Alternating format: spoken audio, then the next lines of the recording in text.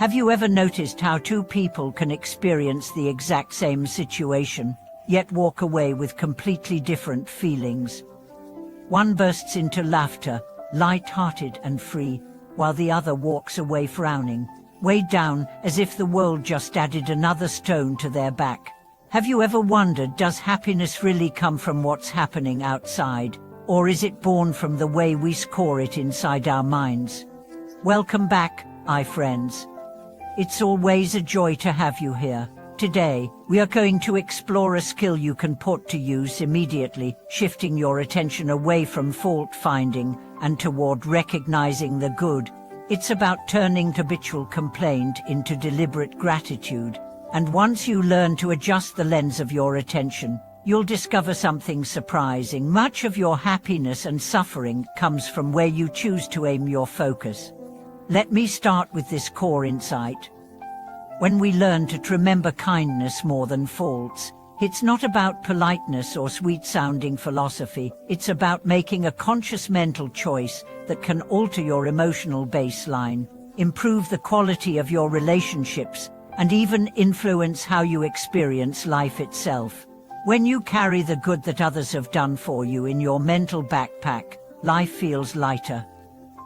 When you load yourself down with every mistake and shortcoming you've spotted in others, your steps grow heavy. Think about it, whether it's your country, your society, your friends, relatives, parents or children. When you shift the mental camera from zooming in on flaws to noticing virtues, everything begins to move more smoothly. It's not magic, it's a kind of emotional physics. Whatever you magnify, grows. And now, some of you might be thinking, does this mean I'm not allowed to criticize? Of course not.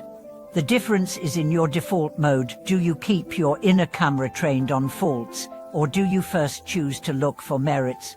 You can absolutely address problems when they arise, but your inner camera doesn't need to be permanently aimed at the shadows.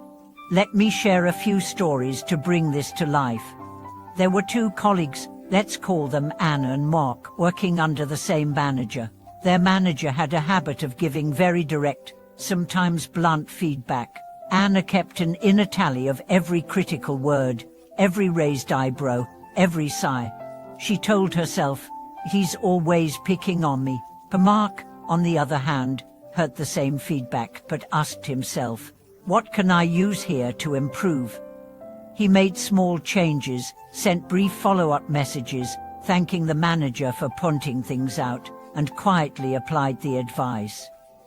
3 months later, Anna felt more and more demoralized, convinced her boss had it in for her. Mark felt like he was growing faster than ever and was trusted with a more challenging project. Was the difference luck? Not really. It was the direction of their attention. Anna's mental camera was locked onto faults. Mark kept his focused on helpful input. And so their emotional experience and eventually their career trajectory diverged. This principle extends far beyond the office. In family life, in friendships, in public interactions, the way you look at someone changes the way they look back at you. You can see your partner's small mistake at dinner as evidence of carelessness, or you can see the effort they made to cook after a long day. You can focus on your child's messy handwriting or on the fact that they sat still for longer than yesterday to finish their homework. The human mind is like a magnifying glass that never stops working. But you get to decide what it magnifies. And there's another layer to this. Gratitude is a muscle.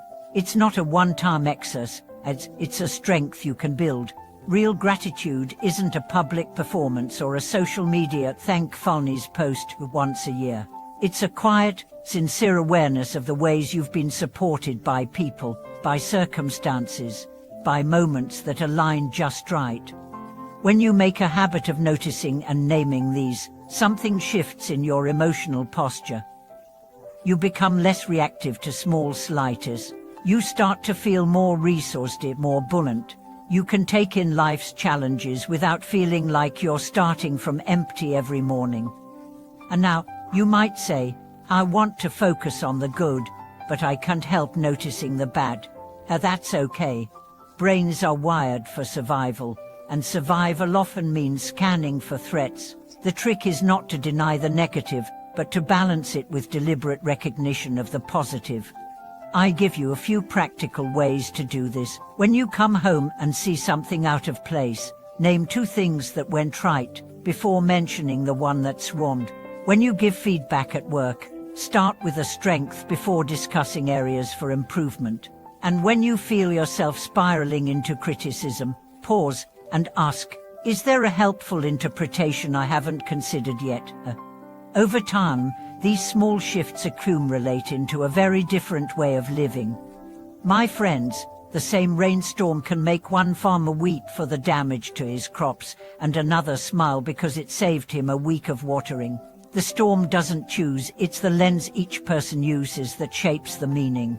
So here's my invitation to you this week. Choose one recurring situation where you usually focus on what's wrong and deliberately look for what's right first. See what happens. Watch how the people around you respond differently when they feel seen for their efforts, not just their errors. Life is too short to spend most of it staring into shadows when the sunlight is right there in reach. Thank you for watching this video, and if it resonated with you, I'd love for you to share it with someone who could use a little more light in their day. Remember to subscribe, like, and comment so we can keep exploring these life-changing shifts together.